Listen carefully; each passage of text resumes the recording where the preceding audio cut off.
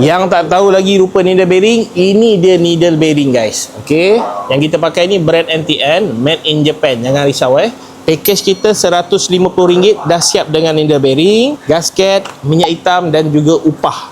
Okey, tak tahu lagi, ini dia guys needle bearing. Kenapa panggil needle bearing? Sebab rupa dia begini. Nampak aku buka dalam plastik. Nampak? Ni kan needle. Needle. Dia dicantumkan dalam satu casing, dia diletakkan dalam crankshaft, dia jadilah needle bearing yang bergerak.